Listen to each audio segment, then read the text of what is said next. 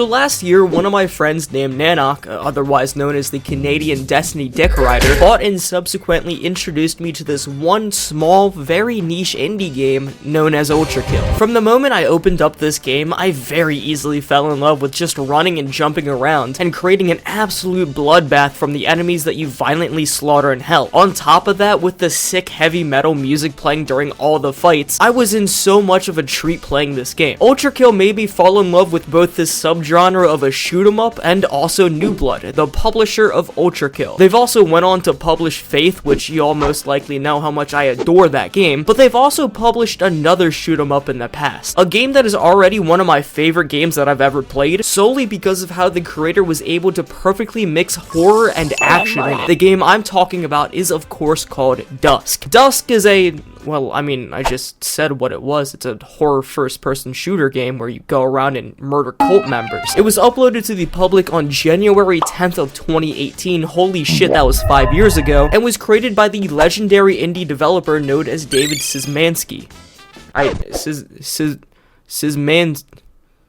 That guy. I seriously cannot go one video without fucking up a name or a place or a fucking group of islands. What the fuck? David over the past few years have been taking the horror industry by storm with such games like his popular psychological horror game The Iron Lung, his equally popular stealth horror game Gloomwood, and many, many more. Dusk is known to be one of David's best games, with it receiving a flat out 10 out of 10 review on Steam from over 15,000 users. But does the game hold up 5 years after its release? Well, why don't you all sit back, relax, and watch as I go over Dusk, while also exploding the shit out of this thing. Alright, so usually in my videos, I start the review off by discussing the story of whatever game I'm talking about. However, though, with Dusk, the story isn't the most apparent driving factor of this game. Nobody will ever say, I like Dusk because the story was so impactful, because the story is just always on the back burner, with the gameplay being the main focus. But nevertheless, you, the main protagonist, is named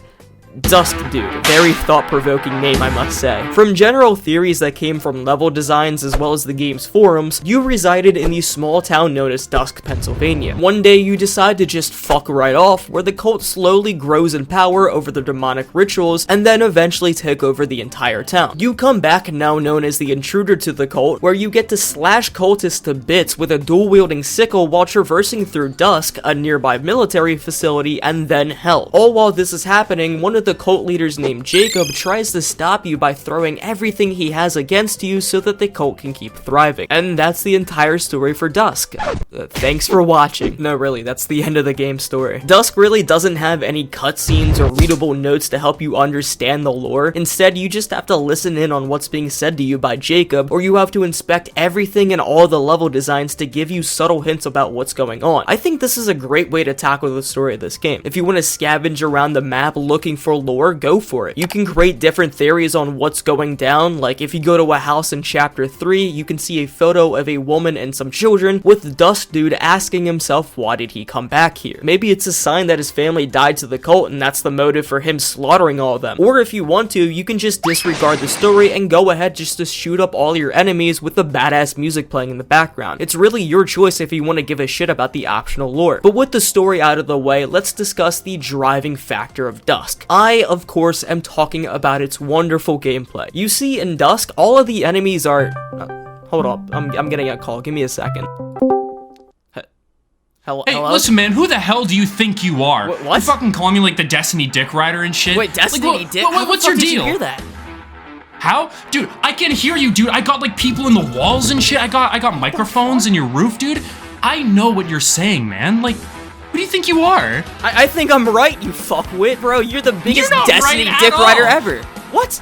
You son of a bitch. I just posted an hour-long video talking about how fucking horrible that game is. Like, what are you talking about? You posted an hour-long video. It was shit, Nanok. It was S-H-I-T. It was shit? Shit. It was shit. Yeah. It was shit. Well, I got more views, my dick bigger, my car bigger, I got more money. Who the fuck do you think you are? I think I'm tired, motherfucking Cass, and I think I'm the better reviewer than you can ever be. Do you understand me? Yeah? Yeah. Oh, yeah? Well, I'm Nanok. Nanok, I am better. I am better than you. You think you're better. And I'm You gonna think you're prove better? it right fucking now. All right. I'm gonna prove it right now. Prove it. Now, let me talk about my shit. Let me talk about the gameplay! Dusk is incredibly reminiscent of shooters of old like Doom, Wolfenstein 3D, and Quake. All games that prioritize fast movement over pinpoint accurate trick shots. Your basic movement consists of walking, jumping, sliding, and which allow for more complex forms of movement like bunny hopping and rocket jumping. Speaking of rockets, the weapon roster contains a host of varied, if a bit bland weapons that all feel like they have their place in the sandbox. Combined with a variety of enemies that all look distinct from each other, from demon bulls to these chainsaw guys, a lunch lady, and the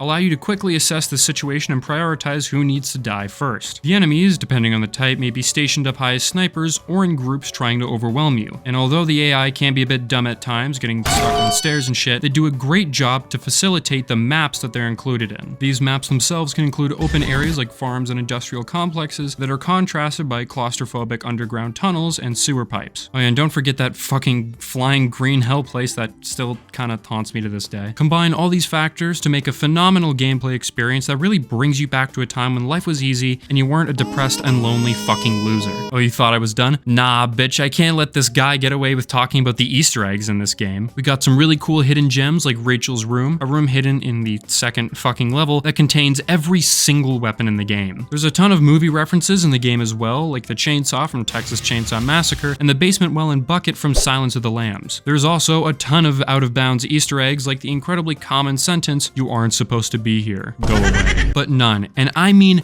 none, can get even close to the motherfucking dope fish from Commander Keen. God, David, can you get any fucking better, man? All right, anyway, that's all it for me. Go sub to my channel, and I definitely totally dick ride Destiny all the time. So, go watch my shit. What was that for a fucking review, you asshole? Yeah, that was pretty good. Everybody go subscribe to Nanok. Alright, so now with the story and the movement, weapons, map designs, enemies, and secrets out of the way, let's discuss the rest of the game. Starting off with the graphics. If you played any of David's other games, you can see that he has his own trademark of having his games look like they came straight out of the 90s. I'm talking low poly count, low resolution, high pixel count textures on everything, and very dark lighting to help mask the looks of this game. Like, take a look at this Silent Hill game that came out in 1999. Now take a look at Dusk. Do they look like they would come out separately in the span of 24 years? I think not. And I also think that although it gives Dusk a unique look when compared to any other shoot-'em-up action game, it also makes the game 10 times scarier. There are certain levels where flashlights are not allowed to be used, making everything near pitch black, where the only thing that you can see is the uncanny walls or props on the ground, or sometimes the enemies. There's other moments where you're wandering through maybe like a cornfield with a scarecrow staring down at you with their lifeless eyes. These graphics are a perfect fit to this gameplay, making everything just look unsettling. And the music makes everything so much better as well. At times when fighting like a boss or a large group of enemies, the music will kick up with a sick-ass guitar riff playing while you create a bullet storm. Everything feels badass. Like, I don't know any other word to describe this. What are some good adjectives to describe you firing a mortar or an assault rifle at a guy chasing at you with a chainsaw, all while this is being played?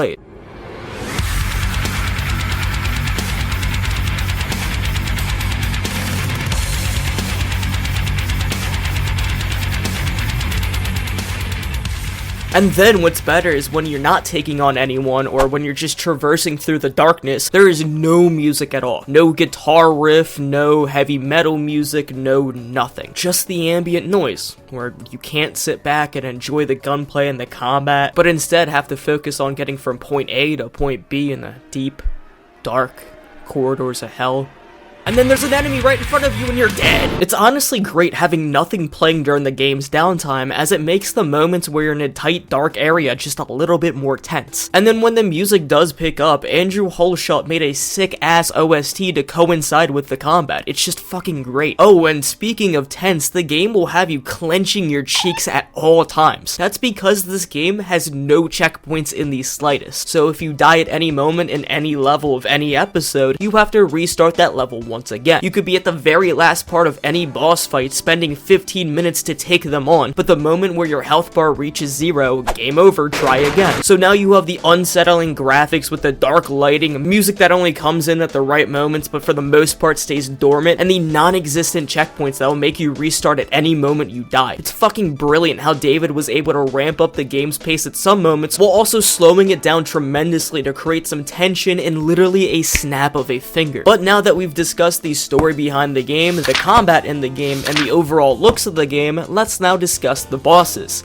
They're alright. In Dusk, there's 14 bosses that you can encounter through playing the main game or through finding secrets. Most of them are pretty cool looking and pretty fun to fight, but there is an obnoxious amount of bosses that are just buffed enemies, like the Duke brothers being the normal hooded ranged enemies, or Little Neck being a smaller version of Leatherneck. And it's probably just because David likes to mimic 90s games, with the hardware limitations being a huge problem back then, and reused bosses were very apparent, and I don't mind reused bosses that become enemies after you kill the boss, but reused bosses like Mama soon becoming the twins, or the Guardian being now the Keeper of the Gate just feels samey and stale. And it sucks too because Mama's fight is amazing with a very limited area that can kill you instantly if you fall off with her area damaged attack missiles. Same with the Guardian's fight, he sends out cluster bombs in tight corridors, making area damage hard to evade, but when you fight him again as the Keeper of the Gate, you're in an open world area now and it's so fucking easy to kill him. And even though their latter fights are still fun, with both instances involving you getting absolutely blindsided by them, I would rather see different bosses fighting you. I think the only real one good moment where a boss gets reused is fighting the Intoxicator in the first episode, and then fighting his weaker son in the third episode where he tries to get revenge for his father. That's funny, and I would have really enjoyed it if it was just a one-off type reused boss, but whatever, let me showcase some of the other bosses that I really enjoyed fighting. Chomper, he's the only aquatic boss that you take on. He blindsides you as you push a button to flood hell, which actually got me and killed me the first time I took him on. It's also funny with his attack including an anticlimactic whomp noise as he tries to hit you with his ranged attack.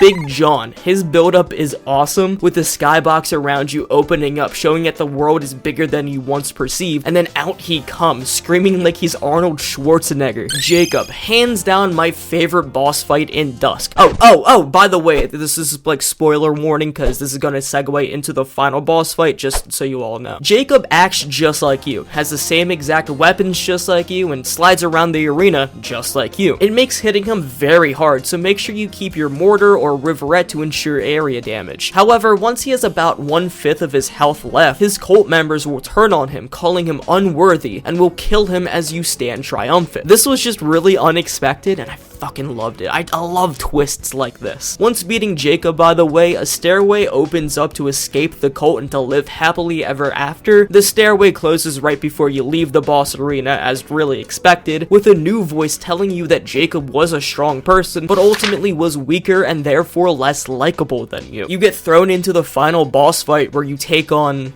Is that Staryu? And sadly enough, his fight is hands down the worst fight of the entire game. He has two forms of attack, an overhead attack which slams onto one side of the arena, and a side attack where he throws his arm and hits anything on the ground. The way to take him down is to shoot open the cracks of the outside, which the light makes him vulnerable, and then you just shoot him. Rinse and repeat. It's a very lackluster final boss fight, especially since there's 2 healing items on one side of the arena and another one on the secret right down below the platform in the damage-inducing floor. Literally, all you need to do to not lose your health is just to stay on top of the boost to keep you jumping, and then maybe move to the other side if he uses his overhead attack. That's it. It's very boring. But at least the final cutscene shows you being turned into the new Jacob, with Staryu taking control over you, which was a really great bad ending. But now that you've completed the main game, what is there left to do? Well, apart from taking on the secrets in each level, and also finding the 3 secret levels in the game, you have a set of differing challenges followed by an endless mode. These are really just here to make the game replayable, and they do a pretty good job in doing so. In each level, you can do certain things like beating the developer time, not taking any damage, damage, not killing an enemy, you name it. I unironically did not know this was a thing until beating the final boss fight, where I got the pacifist achievement from that level. But that just made me realize I just suck at the game and was nowhere near getting any of the other achievements in any other level. Endless mode is also really fun too. It's a wave-based survival set in a farmhouse, a military facility, and a cathedral, each representing its respective chapters. I feel like this game mode is perfect for anyone who is just majorly pissed off or had a bad day and wanting to blow off some steam by violently slaughtering cult members to never-ending heavy metal music.